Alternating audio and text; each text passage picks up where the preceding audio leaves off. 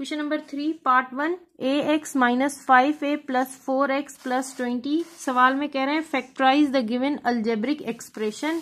Algebraic expression को factorise करना है। अब यहाँ पे 4 टर्म है। जब कभी हमारे पास 4 टर्म होंगी, पहले हम 2 टर्म में से कॉमन ले लेंगे और यहाँ पर भी 2 टर्म में से कॉमन ले लेंगे। अब स्टार्ट वाली 2 टर्म में क्या कॉमन है? a इस में भी है और इसमें भी मौजूद है। हम a कॉमन ले लेंगे तो हमारे पास बचेगा x माइनस 5। इसी तरह साइन वैसा का वैसा। अब यहाँ पर हमारे पास कॉमन है नंबर 4, क्योंकि 4 के टेबल में 4 भी आता है और 20 भी आता है। हमने 4 कॉमन ले लिया तो हमारे पास यहाँ पर बच गया x, क्योंकि 4 हम डिवाइड करवा लेंगे। 4 1 जा 4, 4 1 जा 4, तो हमारे पास सिर्फ x बचेगा। माइनस साइन वैसा का वैसा। 4 के टेबल में 20 आता है 5 जा, तो लिख लेंगे 5। अब ये हमारे पास क्वेश्चन नंबर 2 की तरह एक्सप्रेशन बन गई। ax माइनस 5 और ax माइनस 5 दोनों में कॉमन है, तो x माइनस 5 कॉमन ले लेंगे। हमारे पास बचेगा a प्लस 4 और ये हमारे पास आ गया जवाब। पार्ट 2 है हमारे पास bx plus ay plus ax plus by। अब ये 2 टर्म है और ये 2 टर्म है। सबसे पहले इन टर्म में से देख लेते हैं कि क्या कुछ कॉमन है। bx प्लस ay और ये है ax प्लस by। अब इन दोनों टर्म में कुछ भी कॉमन नहीं है और ना ही इन दोनों टर्म में कुछ भी कॉमन है, लेकिन हम इन्हें अरेंज कर सकते हैं। ये b वाले नंबर एक साइड ले आए और a वाले नंबर एक साइड ले आए, तो ये हो जाएंगे ay प्लस ax और ये इधर चला जाएगा प्लस bx प्लस by। इन दोनों टर्म में a कॉमन है, a कॉमन ले लेंगे, बचेगा y प्लस x। इसी तरह यहाँ पर b कॉमन है, b कॉमन ले लेंगे, बचेगा x प्लस y। अब ये y प्लस x और x प्लस y दोनों सेम ही है। अगर हम इसे x प्लस y लिखना चाहें तो ये भी लिख सकते हैं, x plus y plus b into x plus y। ठीक है, अब दोनों में x प्लस y कॉमन है, x प्लस y पूरा कॉमन ले लेंगे। फर्स्ट टर्म में हमारे पास बचेगा a और दूसरी टर्म में बचेगा b और ये आ गया हमारा जवाब। पार्ट 3 है हमारे पास a square plus B C plus A B plus A C. अब दोबारा ये 2 टर्म है और ये 2 टर्म है, a स्क्वायर बी सी। इन दोनों में कुछ भी कॉमन नहीं है तो हम अरेंज कर लेंगे। a वाले नंबर एक साइड में ले आएंगे और b वाले नंबर दूसरी साइड में ले आएंगे। अब इन दोनों में क्या कॉमन है? a कॉमन ले लेंगे। हमने एक a कॉमन लिया, इसके पास 2 हैं। जब हम डिवाइड करवाएंगे तो a से एक पावर कैंसिल हो जाएगी, लेकिन एक पावर बाकी रहेगी, इसीलिए हम लिखेंगे a प्लस, यहां से हमने a ले लिया, बाकी बचेगा b। इसी तरह यहाँ पर कॉमन ले लेंगे हम c, क्योंकि दोनों में c मौजूद है। यहाँ पर हमारे पास बचेगा b और यहाँ पे हमारे पास बचेगा a। अब जैसा कि पिछले सवाल में मैंने बताया कि b प्लस a या a प्लस b सेम बात होती है, तो आप अरेंज कर लें a प्लस b और यहाँ पे भी कर लें a प्लस b। अब a प्लस b दोनों में कॉमन है, a प्लस b कॉमन ले लेंगे तो फर्स्ट टर्म में हमारे पास बचेगा सिर्फ a और दूसरी टर्म में बचेगा हमारे पास c और ये हो गया हमारा आंसर। पार्ट 4 है हमारे पास X Y minus P Q plus Q Y minus P X. अब y वाली टर्म एक साइड में ले आते हैं और ये p वाली टर्म एक साइड में ले आते हैं, तो ये हमारे पास हो जाएगा x y plus Q Y minus P q minus P x. ठीक है, इन दोनों में से अगर हम y कॉमन ले लें, इसके पास भी है इसके पास भी है, तो बचेगा x प्लस क्यू। इसी तरह यहाँ पर हम ले लेंगे, दोनों के पास p मौजूद है, यहाँ पे माइनस का p है, यहाँ पर भी माइनस का p है, तो हम माइनस का p कॉमन ले लेंगे। माइनस माइनस प्लस यानी q हमारे पास प्लस का आ जाएगा और ये माइनस माइनस प्लस, तो x भी हमारे पास प्लस का आ गया। ये हमने माइनस साइन इसलिए कॉमन लिया ताकि अंदर जवाब हमारे पास दोनों प्लस में आए, क्योंकि सवाल देखने में ही बता रहा है कि जो पहली वाली टर्म है वो दोनों पॉजिटिव है, तो अब भी हमें दोनों पॉजिटिव ही चाहिए। अब इसे अरेंज कर लेंगे, y bracket x plus Q minus P और इसे एक्स प्लस क्यू कर लेंगे ताकि हमारे लिए आसानी हो। एक्स प्लस क्यू दोनों में सेम है, कॉमन ले लेंगे एक्स प्लस क्यू, जवाब बचेगा y माइनस पी। पार्ट 5 है हमारे पास एस ए square plus T B square plus S B square plus T ए स्क्वायर।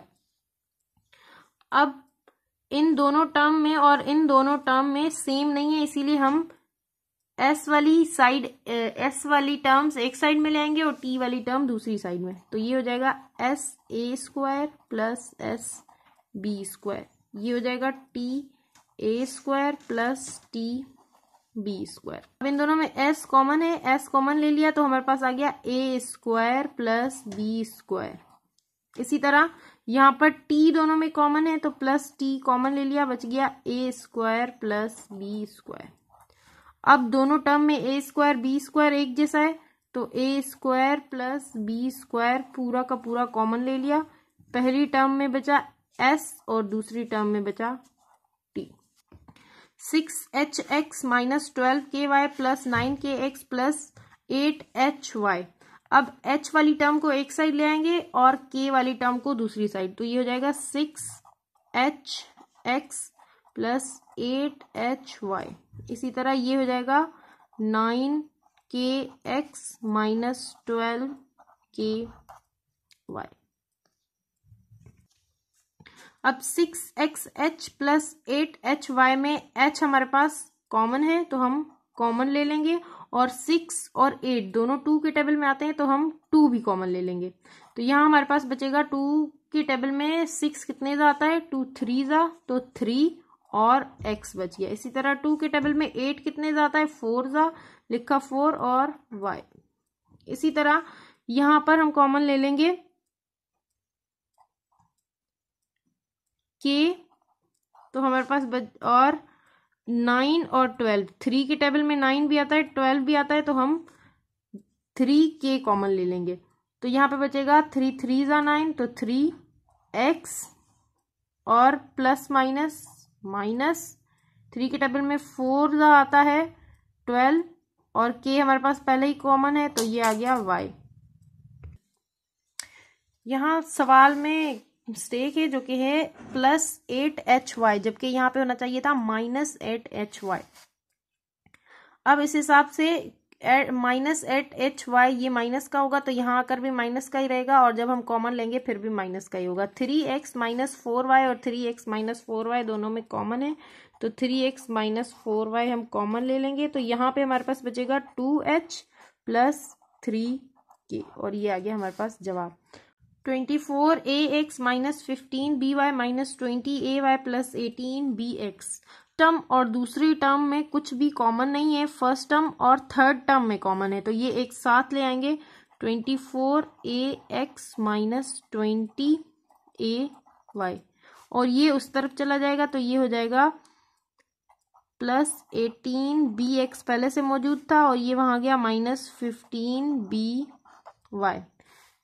जब हम कॉमन लेंगे यहाँ पे एक जैसा क्या है a दोनों में कॉमन है और ये 20 और 24 और 24 4 के टेबल में दोनों आते हैं इसीलिए हम 4 कॉमन ले लेंगे और ये a कॉमन ले लेंगे। 4 के टेबल में 24 आता है 6 जा तो हम यहाँ लिख लेंगे 6 और a हमने कॉमन ले चुके हैं हम पहले से ही और यहाँ बच गया x माइनस। इसी तरह 4 के टेबल में 20 आता है 5 जा और a कॉमन ले चुके हैं बचेगा y।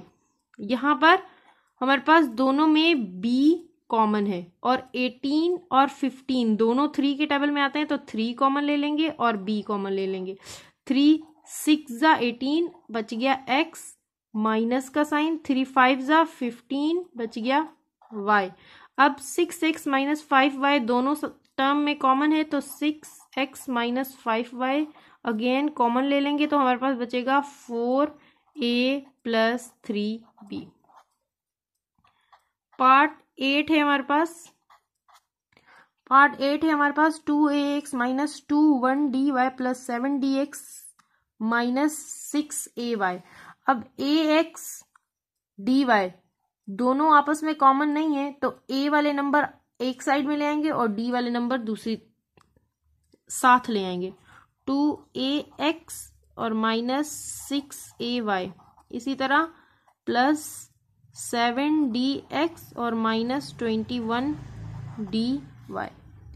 2ax और 6ay में a भी कॉमन है और 2 भी कॉमन है, यानी 2 और 6 दोनों 2 के टेबल में आते हैं, तो 2 और a हमने कॉमन ले लिया। 2 के टेबल में 2 1 आता है, लिख लिया 1, a कॉमन ले चुके हैं, यहाँ बचा x। माइनस 2 के टेबल में 6 आता है, 3 2 3 6, a कॉमन ले चुके हैं, यहाँ बाकी रह गया y।